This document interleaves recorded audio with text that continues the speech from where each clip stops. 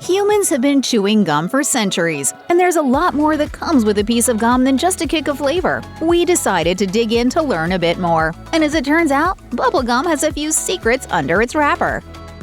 Chewing gum, of course, requires the use of your teeth, as that's what allows you to partake in the movement of chomping down on a piece of gum. But what if it's causing some serious damage to those pearly whites along the way? Just like candy, sugar-filled bubblegum is harmful to your teeth, and since it's gum, it's in the mouth for an extended period of time, causing even more damage. According to Healthline, when you introduce sugar into your mouth, it's digested by bad bacteria. This stimulates plaque to begin growing and increasing on your teeth. And with too much plaque, it can ultimately cause increased effects of tooth decay over shorter periods of time. It all depends on the type of gum you're chewing, but to be on the safe side, it's best to keep an eye on that sugar amount listed on the label. Have you ever chewed a piece of gum for an extended period of time, only to come to realize your jaw, or the area around your ear, was actually pretty tender? While sometimes we only experience that feeling of pain for a short while, those with temporomandibular joint disorder, or TMJ, deal with it on a daily basis. TMJ creates a clicking or popping sound at the joint of your jaw, which can also cause muscle spasms or pain in your face. According to Dr. Gary Lauder, a dentist at the University of Utah School of Dentistry, chewing gum can actually be a cause of TMJ because of the repetitive stress chewing puts on those parts of your body. And many experts recommend that those who are diagnosed with TMJ stop their chewing of gum altogether. Verywell Health advises that avoiding chewing gum can help to limit the excessive use of a person's jaw joint and muscles, giving them much-needed time to rest. One study published in the Journal of Pediatric Neurology looked at the correlation between people ages 6 to 19 who experienced chronic tension and migraine headaches and compared that data to how often they chewed gum. The study found that, for most of the subjects, they were chewing gum every single day, often for multiple hours on end. Once they stopped their perpetual gum chewing, their headaches occurred less often, they weren't as severe, and some were even relieved of headaches altogether. While this study in particular believed the cause was from the motion of chewing gum and the way it constantly works the temporomandibular joint, other studies have shown the effects of aspartame, an artificial sweetener used in some varieties of gum, to have a direct correlation with headaches as well. We've all heard that age-old myth about swallowing gum. Made me swallow my gum. It's gonna be in my digestive tract for 7 years! So let's just get that taken care of first. No, swallowing a piece of gum won't cause it to sit in your stomach for 7 years. However, that doesn't mean our bodies have the ability to digest it perfectly either. Dr. Lisa Ganju, a gastroenterology specialist at New York University's Langone Medical Center, told Insider that bubblegum actually passes through your digestive system pretty quickly, similar to any other food you eat. But the kicker here is that it just ends up mixing along the way with the food you are successfully digesting until it all makes its way out in your stool. Because gum is made from many synthetic materials, our bodies simply can't break down the ingredients. So just as our body does with other items such as accidental popcorn seeds or cherry pits we swallow, the digestive system moves it along until it eventually flushes out. Fun fact: it turns out gum has the ability to, unintentionally, speed up the digestive system. Many types of gum contain sorbitol. This sweetener is used because it has 1/3 of the calories that sugar does, but it's far sweeter. But according to gastroenterologist Dr. Roshini Rajapaksa, sorbitol has the potential to work as something else. Sugarless gum uses sorbitol as a sweetener. We use sorbitol as a laxative. Health noted several studies that have found that consuming products with a lot of sorbitol or consuming sorbitol in high amounts leads to gas, bloating, cramps, and even diarrhea in high amounts. Now, this doesn't mean that all types of gum contain sorbitol or will produce these results, but it's definitely something worth considering if you're chewing multiple sticks of gum per day.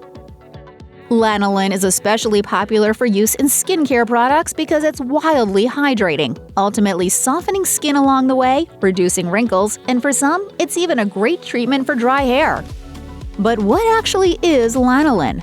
According to Healthline, lanolin comes from a sheep's skin. It's an oil secreted by their glands that is obtained once a sheep is sheared and the oil is extracted from its wool. And while all of that still sounds wonderful for products you don't actually ingest, lanolin is used in bubblegum as well. Just as it's used in skin and hair products to soften, it's used just the same way in chewing gum. As manufacturers begin with the gum base, it needs to be kept soft and chewy. After all, that's what allows us to enjoy it. And lanolin does just the trick.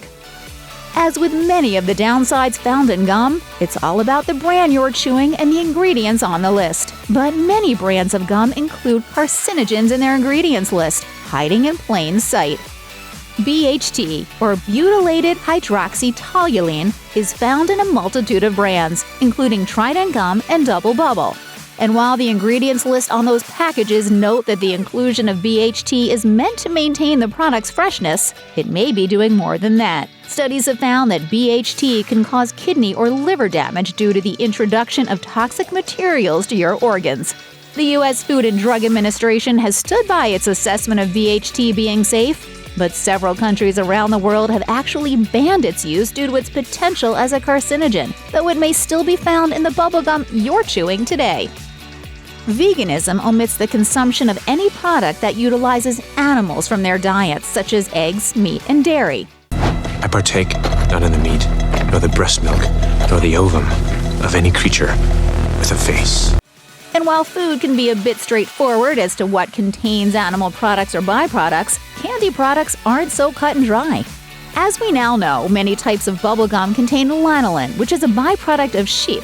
Ultimately, gum options with lanolin cannot be considered truly vegan. But many gum manufacturers also include gelatin in their ingredients list. According to the International Chewing Gum Association, gelatin gives a specific desired texture to chewing gum, making it the ideal ingredient. But gelatin also comes from animals, utilizing pieces of cows and pigs such as bones and hides, making it unsuitable for a vegan diet as well.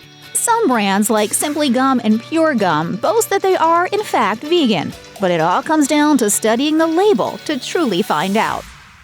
When we chew bubblegum, it's tricking our brains into thinking that we're actually eating. After all, it does require constant, repetitive chewing motions.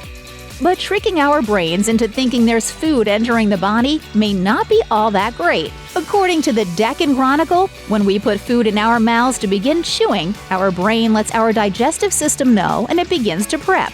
As the digestive system prepares for the intake of food and gets ready for digestion, gastric juices are secreted to be able to break down substances.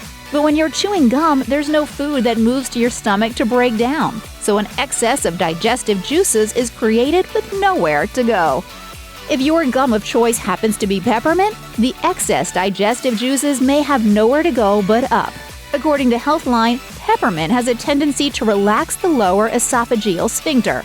With this part of the digestive tract open, acid can flow into the esophagus, causing the burning pain associated with acid reflux.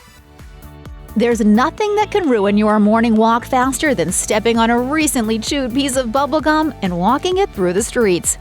And because of the mess it makes, in New York City, it's actually someone's job just to clean hardened gum off city streets. The Times Square Alliance dedicates an employee 3 days a week to removing gum with a special machine, affectionately called Gum Busters. It's a miracle. It's gone. There's no trace of that gum. That gum is busted. But in Singapore, the need to clean up after people became all too much. After finding gum on subway doors, tucked in crevices, and on the streets, Singapore's government decided to do something about it. A ban on gum was introduced in 1992, deterring citizens from leaving their chewed gum anywhere, just as laws were outlined around littering and graffiti. Silver fillings or dental amalgam fillings have been used to fill cavities for over a century, but they have certainly come with some debate. The fillings are made up of a mixture of liquid mercury and powdered alloy, causing some concern for the levels of mercury it may release. The U.S. Food and Drug Administration has stood by its evaluation of the safety of silver fillings for years, but many patients and dentists have opted for other types of fillings to best suit their needs. And while amalgam fillings have had no links to health problems in clinical studies, those who have a habit of chewing bubblegum may be more at risk of releasing the mercury found in these fillings into the bloodstream. According to the Deccan Chronicle, as someone chews gum, the motion causes the fillings to release mercury vapors, which can ultimately move into the bloodstream, and mercury poisoning has the potential to cause permanent damage to an adult's brain and kidneys. And while the amount may be very low, mercury in your bloodstream is certainly a bit unnerving to think about. There are plenty of people out there who opt to chew gum as a way to lose weight. Instead of snacking, this low-calorie option may help to satisfy a craving. But what if the gum you are chewing is doing just the opposite? If you're a stress eater, gum can definitely keep your mouth occupied.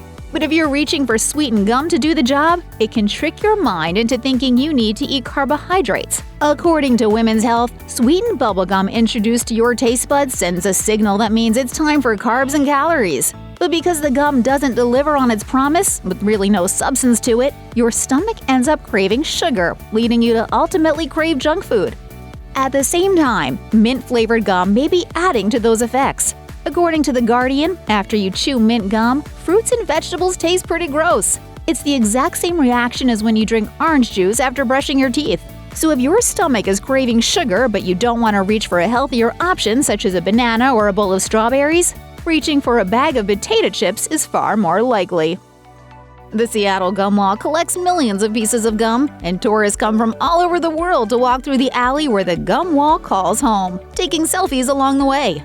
And while many find it oddly interesting, while somewhat disgusting, the attraction had always seemed to cause no harm. But as it turns out, gum actually has the potential to ruin a brick wall. In 2015, the Seattle Gum Wall was scrubbed to remove all of the gum from the famed attraction, the first time it had ever been done in 20 years. The Pike Place Market Preservation and Development Authority found that because of the sugar content and chemicals in the gum, it may be detrimental to the building the attraction was housed on. With the sheer amount of bubble gum covering the side of a historic building, cleaners needed to suit up in head-to-toe gear to steam wash and scrape the wall in order to eliminate the potential harm and deterioration of the brick it was causing and to preserve the building's history. Check out one of our newest videos right here. Plus, even more MASH videos about sweet treats are coming soon. Subscribe to our YouTube channel and hit the bell so you don't miss a single one.